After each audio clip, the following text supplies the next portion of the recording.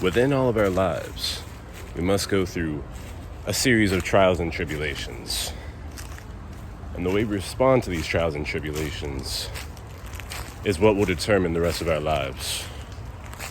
Unfortunately, many will turn to instant pleasures such as fast food or alcohol or money.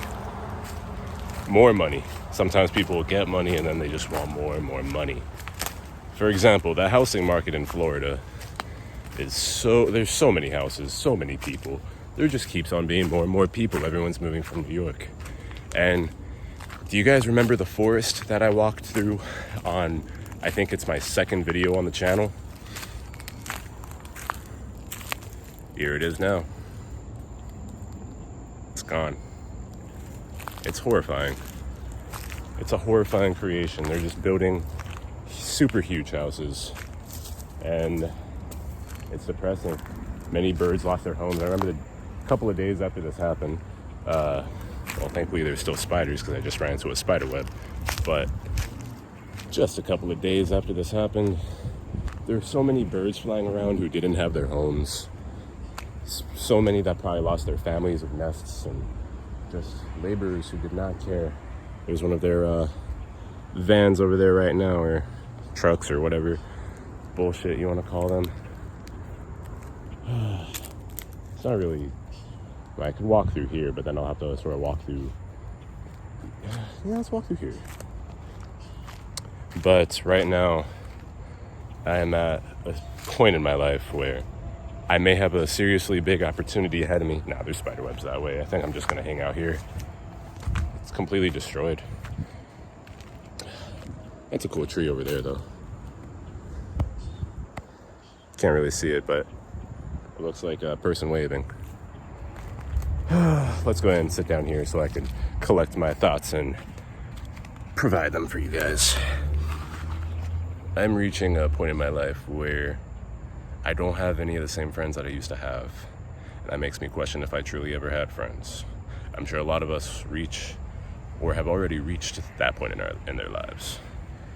But I continue to hone my skills, and I continue to think and read and learn every day. And that's the most that any of us can do to truly level up in transcendence in this universe, this plane that we call Earth, or whatever the hell I'm talking about. For those of you who don't know, I am a musician, a composer, a voice actor, and an audio engineer. I do quite a few things, just trying to put the most out there, trying to make the most of my life as possible. I've had people who wanted me to be in bands. I've had people who wanted me to rap with them, to play guitar for them, to do all sorts of things. But at the end of the day, you know, especially here in a town like Davie, where it's quiet, I have a lot of time to work on myself and hone my abilities. But it's not like the city. It's not like New York or Los Angeles, where I can talk to girls every day. I can live the city life I want to live, truly make it as an artist, truly live the life I want to live, even though now New York and LA are supposedly doing really bad, just like the rest of the world. Looks like I got a dread coming soon. But anyway, I'm just looking at this forest because it's a part of me and it's dead now. And it may be symbolic of a few things in my life.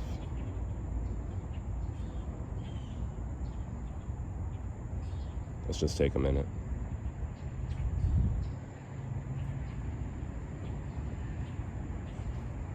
Probably gonna put some of my music in the background here. I used to smoke weed here all the time, but I haven't been smoking nearly as much now because I've been learning how to get high on life, and I'm not putting down anyone who smokes weed. I'm not doing any of that, but there comes higher levels once you're willing to accept them. That doesn't require that. And NAFTA may not be around here as long, so I may as well enjoy this forest while I have it. I guess this counts as an episode of Nobody Asked for This. It's been a while since I've been focusing on the podcast. I've been working on a new album called Aquarium. I've been working on a lot of guitar videos, as you guys can see. Thank you very much for your support on those. For those of you who have been supporting, I'm trying to create a narrative of a boy who has always been enamored by music as a child. Actually, you know what? I'm gonna save that story for you guys for when Aquarium comes out, but just know that it's unlike anything I've ever heard before. I don't know about you. Maybe Brian Eno. Anyway, I find that usually people who, whenever someone compares my music to another artist, it tends to be an artist I don't know. And then after I learn about the artist and after I get into that artist, I find that I really like the artist. And while they're not my direct inspirations, I do end up enjoying the things that people compare my music to after I've already made the music. And something about inspirations, there's a lot of mosquitoes out here, so I'm going to start to walk back. It's been nice knowing you, Forrest. Garden of Eden, I think I called it one time. My very first mushroom trip was here. But yeah, something about inspirations. Sometimes I notice in interviews, people will ask, well, what are you inspired by? And though you can obviously tell that those people who ask those questions are not artists, because artists are not inspired by any one thing.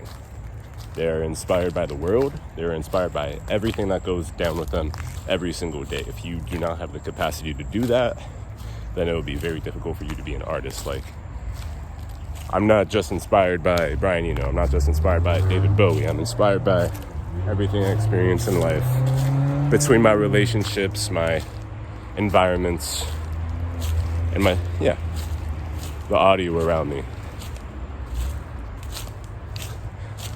And in doing that and being able to take inspiration from everything around you, you can truly make any bad day a good day. A lot of people live in negativity, and I don't trust anyone who doesn't have a negative side. I don't trust anyone who is never negative. Those kinds of people are full of bullshit. But I'm going to be walking by some cars, so I apologize if it's a little loud. I'm going to hold the mic up to my face. But, I don't trust anyone who doesn't have a dark side. But you have to learn how to control that dark side, or else it's going to take you over. And then you're just going to spend all of your time being dark towards yourself.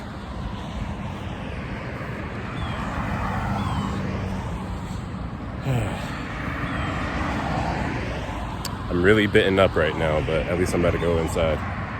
I learned that there's two kinds of people in the world. There's the kind of people who take negative situations. I mean, of course, this varies on numerous levels, but there are the people who take a positive situation and make it negative. So, for example, you get a new house, a new girlfriend, a new car, and you're still finding reasons like, oh, my job sucks, so I'm going to go home and drink every day and be an asshole. And then there's the people who take negative situations like, oh, I'm not where I want to be in life yet. Oh no, boo-hoo. And turn those into positive things like, oh, maybe I'm still growing. Maybe I still have things to learn before I truly accomplish what is meant to accomplish. And,